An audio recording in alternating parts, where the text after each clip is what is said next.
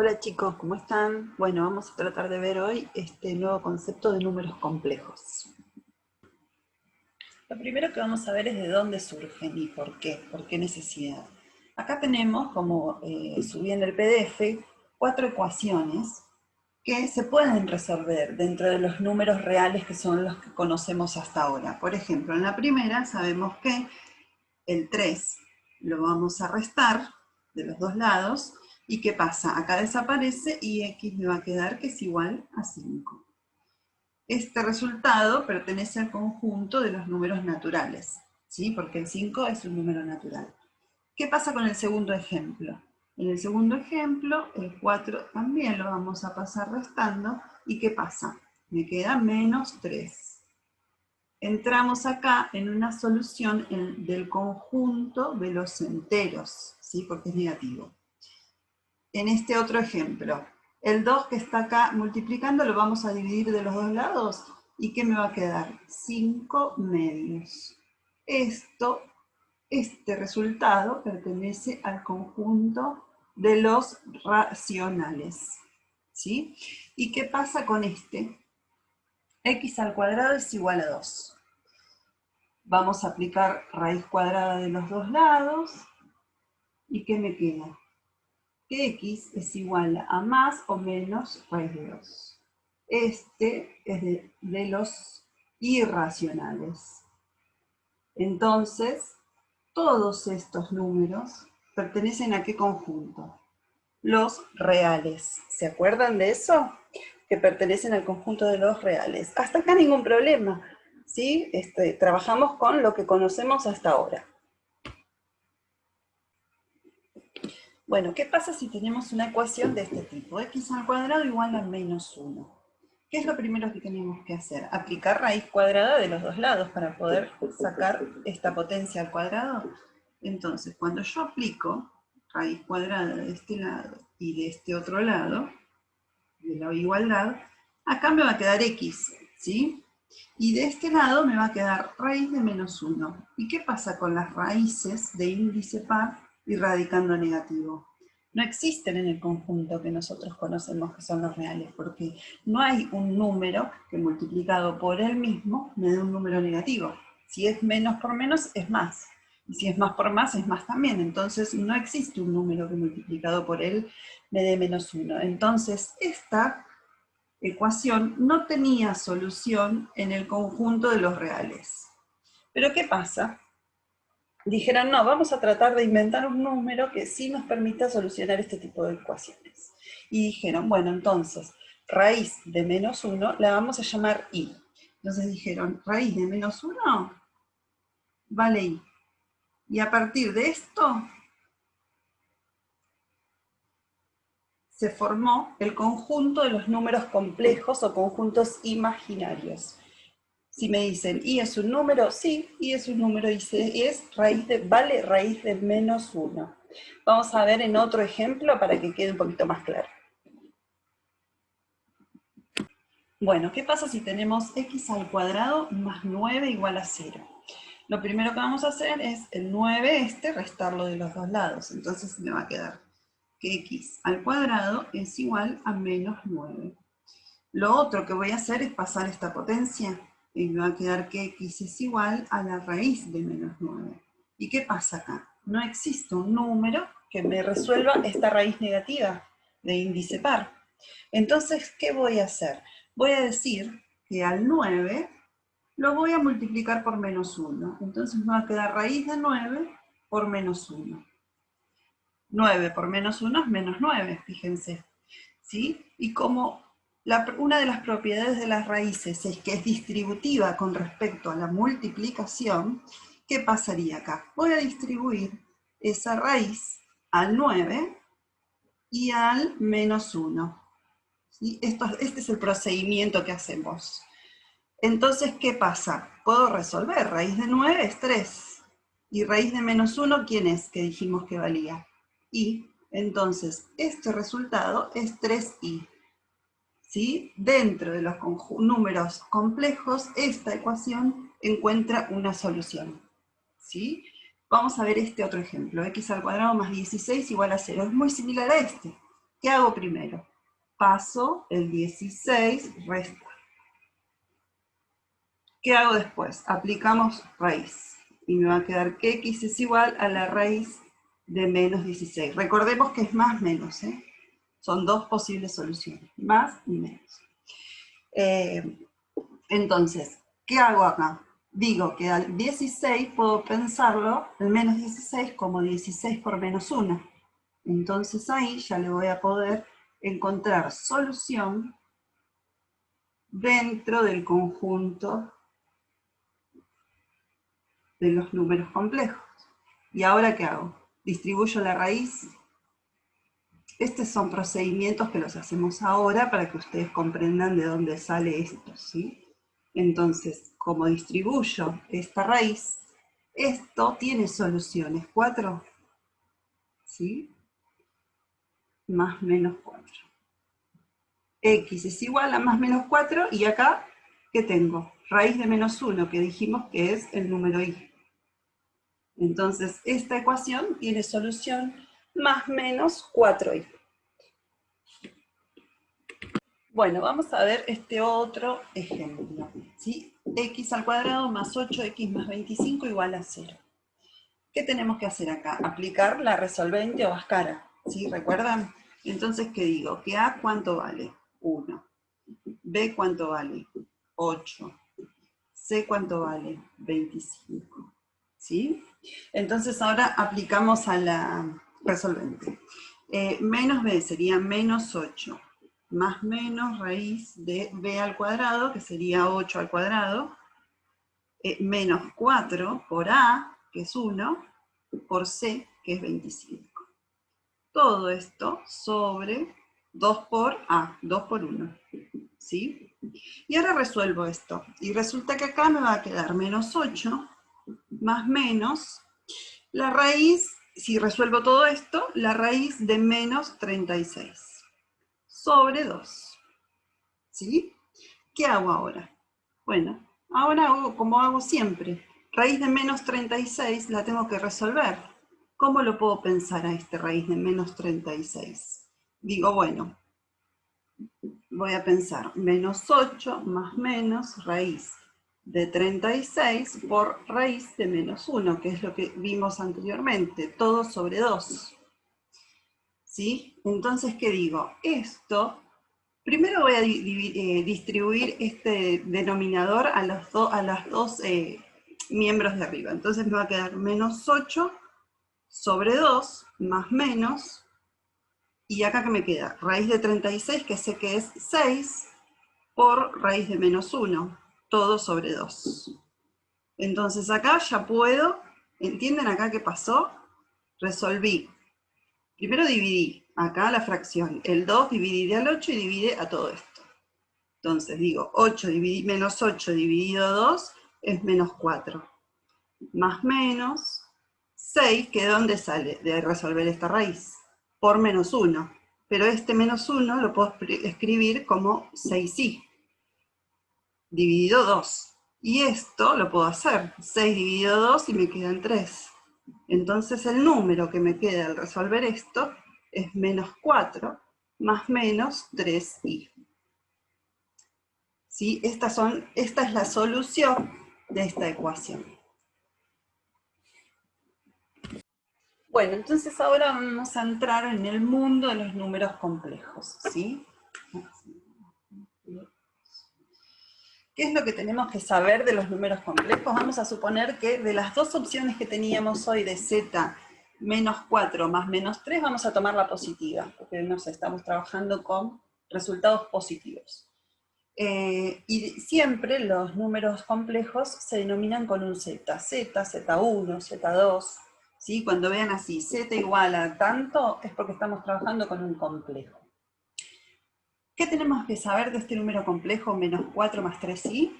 Que tenemos una parte real y una parte imaginaria, ¿sí? La parte real es esta parte, la parte que no tiene i.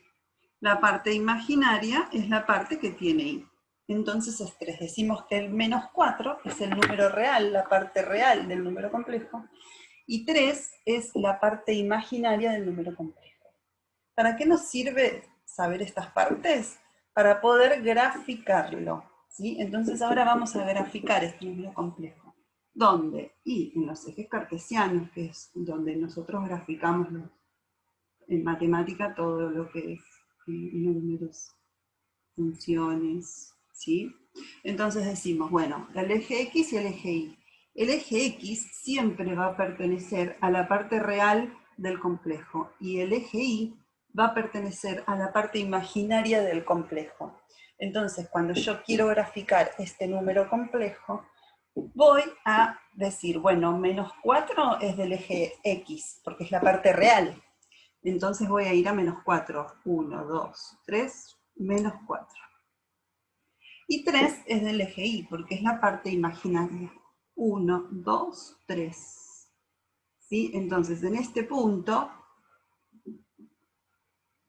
tengo el imaginario Z. Este es Z.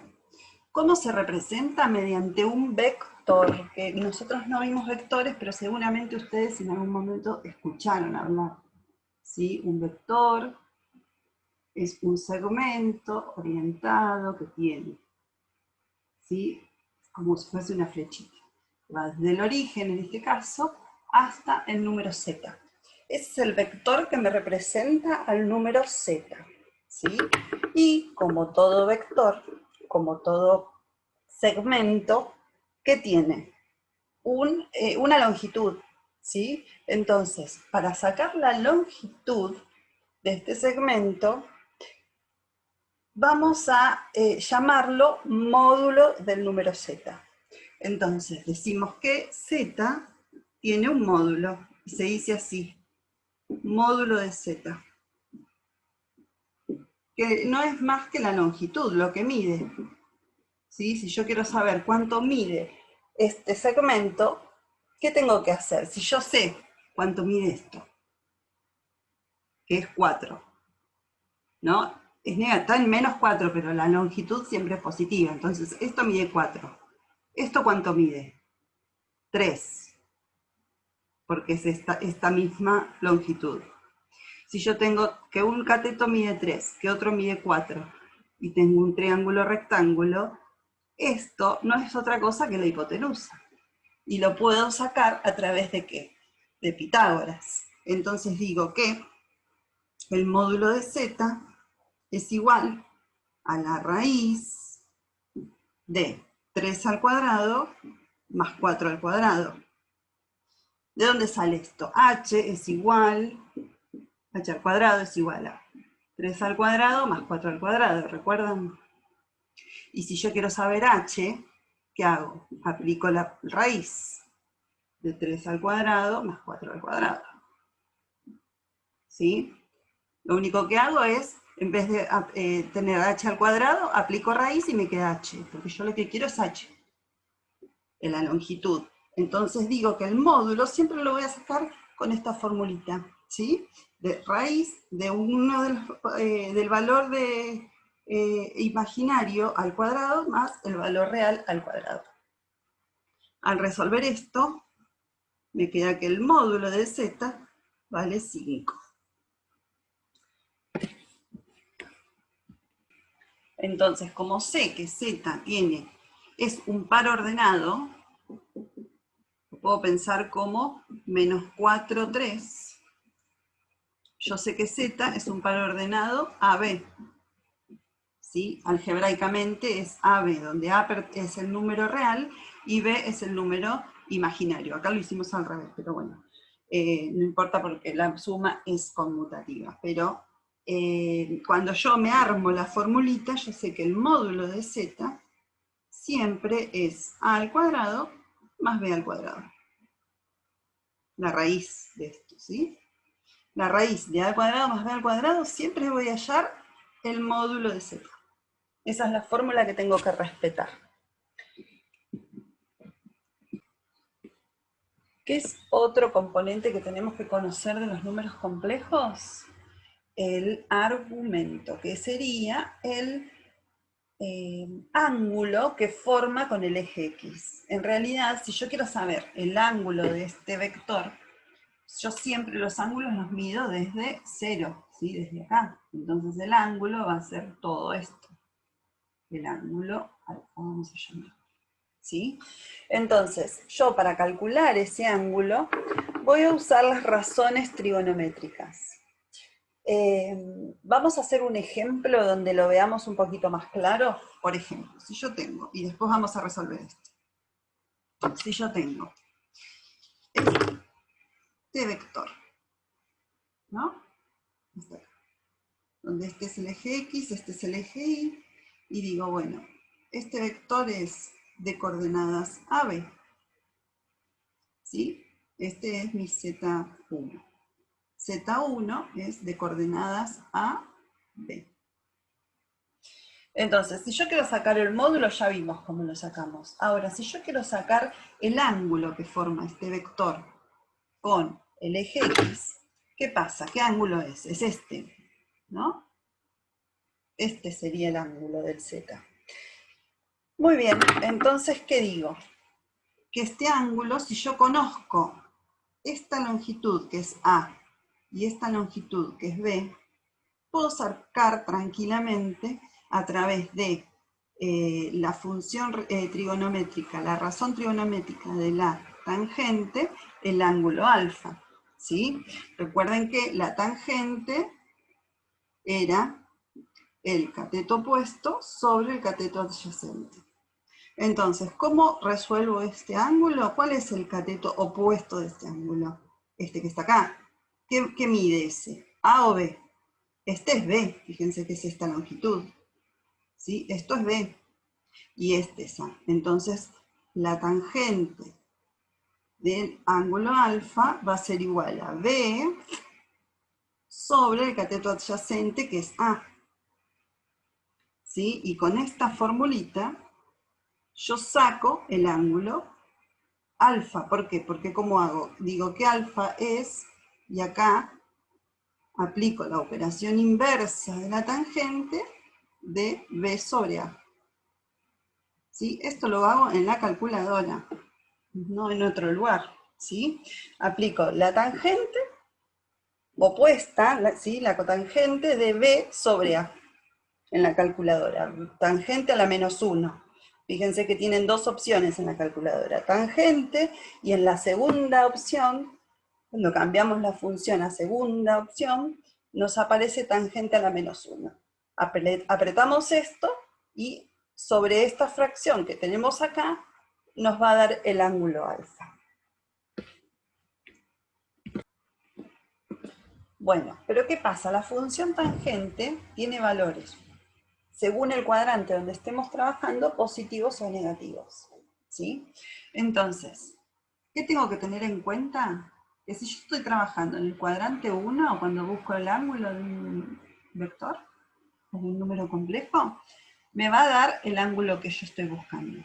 No pasa nada. ¿Por qué? Porque siempre la calculadora está preparada para tirar el ángulo más cercano al eje. Si yo estoy trabajando en este cuadrante, todos los ángulos que formen este cuadrante van a estar desde el 0 hasta el ángulo, hasta el segmento. Entonces no voy a tener problemas, me va a tirar ese ángulo. Si yo estoy trabajando en este otro cuadrante, ¿qué pasa? ¿Me va a tirar este o me va a tirar este? No, me va a tirar este, porque es el ángulo que está más cerca del eje X. ¿Sí? Entonces, ¿qué tengo que hacer? Acá me va a dar negativo. En este cuadrante siempre me va a dar negativo. En este me va a dar positivo. ¿Sí? Y en este también me va a dar negativo. Pero vamos a tratar de analizar qué pasa en cada uno de esos cuadrantes. Vamos a borrar esto, porque esto ya tendrían que tenerlo, que es la formulita, sale de una fórmula, pero bueno, lo ideal es que ustedes entiendan de dónde sale esa fórmula. ¿Sí? Si yo estoy trabajando en este cuadrante, dijimos que me va a tirar este ángulo, porque es el que está más cerca del eje X. Así me aproximo mucho a los 90 grados, siempre me va a tirar este ángulo. Si yo estoy trabajando en el otro, en este, dijimos que me va a tirar este ángulo, acá. Con cualquiera que trabaje va a ser más chico este que este otro de acá.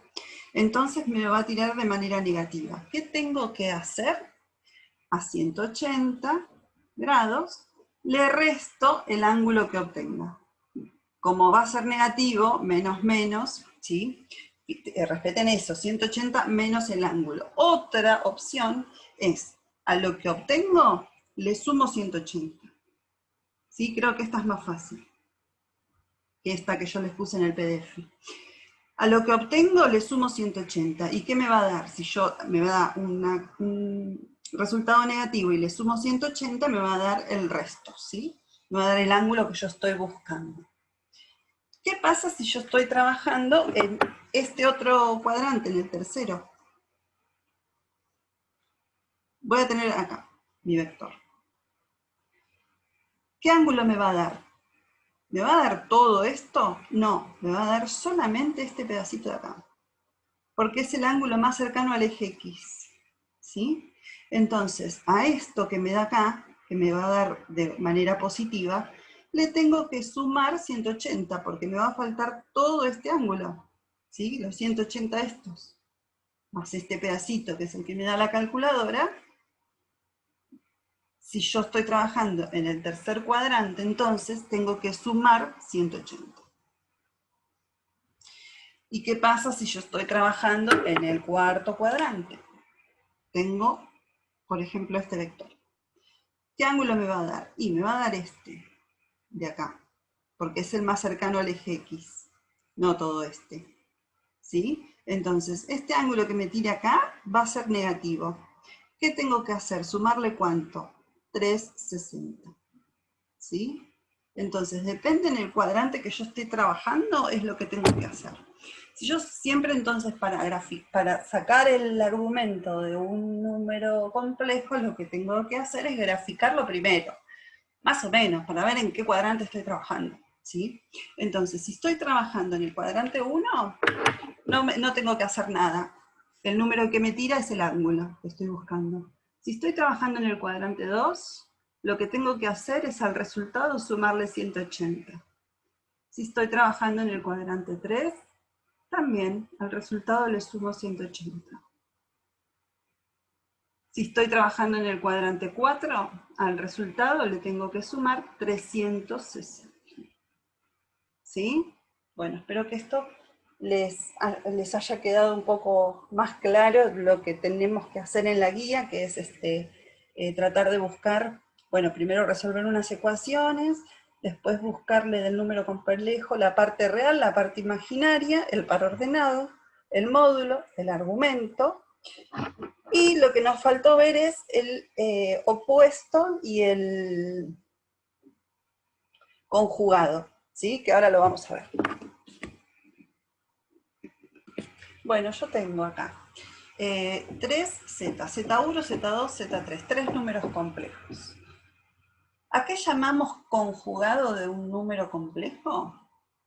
Esto nos va a servir para poder operar, para poder multiplicar, dividir, para poder dividir números complejos. ¿Pero a qué llamamos conjugado de un número complejo? A un número complejo que tiene las mismas componentes, ¿no? Menos 1 y 2i, pero la parte imaginaria cambiada de signo. Es lo único que tengo que hacer, cambiarle el signo a la parte imaginaria. La parte real me queda igual, ¿sí? Menos 1, menos 1. Parte imaginaria, cambio el signo. Parte real de este número es 0. No tengo que poner nada. Pero la parte imaginaria está positiva, entonces el conjugado va a ser menos 8i, negativo. Esto es 7, ¿sí? ¿Cuál va a ser el complejo conjugado? 7, porque no tengo parte imaginaria. ¿Qué tenemos acá? Menos Z1, vamos a hallar ahora los opuestos. Los opuestos no tengo otra cosa que cambiarle el signo, ¿sí? Entonces menos 1 me va a quedar positivo y menos 2i me va a quedar también positivo. ¿Sí? El opuesto de Z2 es menos 8i. El opuesto de Z3 es menos 7. ¿Sí? Y esto es lo que tendríamos que conocer para resolver la primera guía. ¿Qué es el conjugado? Es el mismo número, pero cambiado el signo a la parte imaginaria. ¿Sí?